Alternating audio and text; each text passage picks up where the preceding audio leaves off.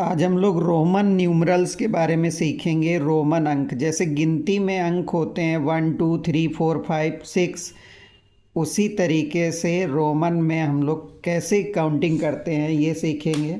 देखिए, रोमन में जो सिंबल यूज़ किए जाते हैं वो इंग्लिश के अल्फ़ाबेट यूज़ किए जाते हैं। जैसे इंग्लिश में 26 अल्फ़ाबेट हैं, वैसे ही रोमन न्यूमरल्स में भी इन्हीं का यूज़ किया जाता है, बट वो 23 होते हैं।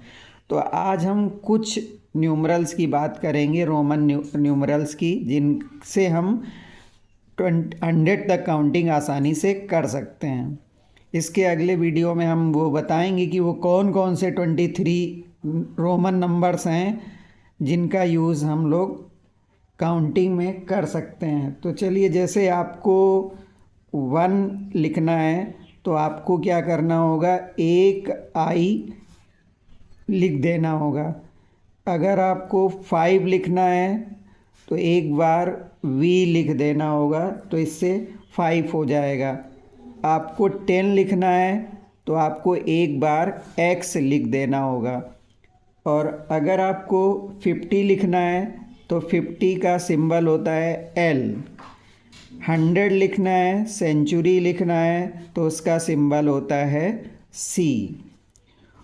500 लिखना है तो उसका सिंबल होता है डी। 1000 लिखना है तो उसका सिंबल एम होता है।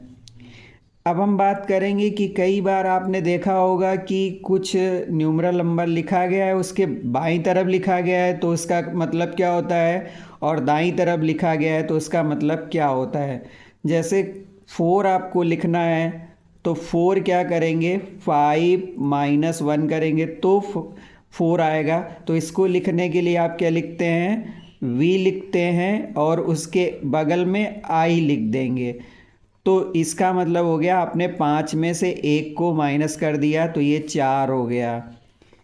इसी तरीके से अगर आप 2 लिखना चाहते हैं तो 2 का मतलब हो गया 1 + 1, तो मतलब एक आई के बगल में दूसरा आई, दाईं तरफ लिखेंगे तो प्लस हो जाएगा, दाईं तरफ लिखेंगे तो ये प्लस हो जाएगा, और बाईं तरफ लिखेंगे तो माइनस हो जाएगा। 3 लिख रहे हैं तो आई को आप 3 बार लिख सकते हैं। 3 से ज़्यादा आई रिपीट नहीं होगा, 3 बार ही मैक्सिमम। तो दाईं तरफ लिख रहे हैं तो ये प्लस होता जा रहा है, 1 + 1 + 1 3, और 4 आपने लिखा v - i, 5 में 1 माइनस हो गया तो 4 हो गया।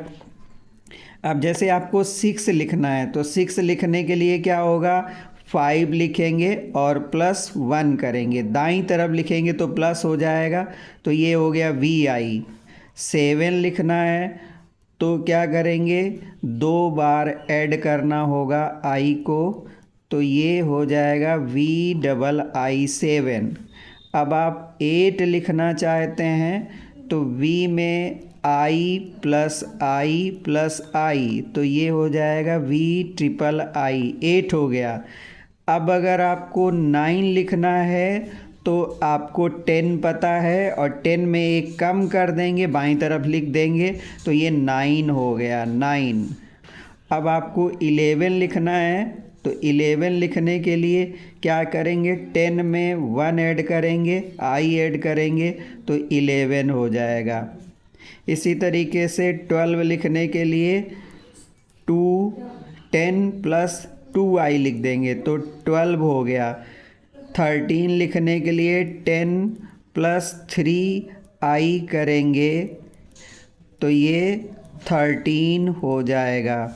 14 लिखने के लिए क्या करना है, 14 लिखने के लिए अब क्या करेंगे, अब आप 3 के ज़्यादा आई रिपीट नहीं कर सकते हैं तो क्या करेंगे, x लिखेंगे और 15 लिखेंगे और 15 में 1 माइनस करेंगे तो ये कितना हो जाएगा, 14। ये 5 था और 5 में आई माइनस किया, देखो आपने क्या किया, 10 लिखा और प्लस v लिखा, और v में आई को माइनस किया, आई को क्या किया, ये माइनस कर दिया, तो ये क्या हो गया, XIV 14 हो गया। इसी तरीके से आपको 15 लिखना है तो x के बाद v कर देंगे तो 15 हो जाएगा। 16 लिखना है तो x के बाद v प्लस करेंगे फिर ये तो 16 हो गया। 17 लिखना है तो x plus v plus i तो x v डबल i ये हो गया 17।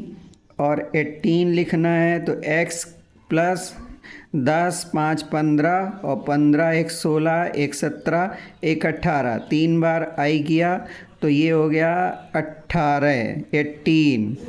अब 19 लिखना है तो 19 लिखने के लिए आपको क्या करना होगा, 20 लिखना होगा। 20 लिखने के लिए क्या लिखना होगा, x और उसमें से ये 1 माइनस करना होगा तो ये क्या हो गया, एक मिनट, ये क्या करना है 10, आपको क्या करना है 10 प्लस 9 लिखना है 19। अब 10 कैसे लिखा जाता है, 10 ऐसे लिखा जाता है और प्लस 9 कैसे लिखा जाता है, ix लिखा जाता है तो ये क्या हो जाएगा x हो जाएगा। x क्या हो गया 19 हो गया। अब आपको 20 लिखना है तो x प्लस x कर देंगे तो 20 हो गया। तो आज हम 20 तक रखते हैं, इसके बाद 20 से 100 तक की काउंटिंग कैसे लिखी जाएगी वो नेक्स्ट वीडियो में हम बात करेंगे। Thank you.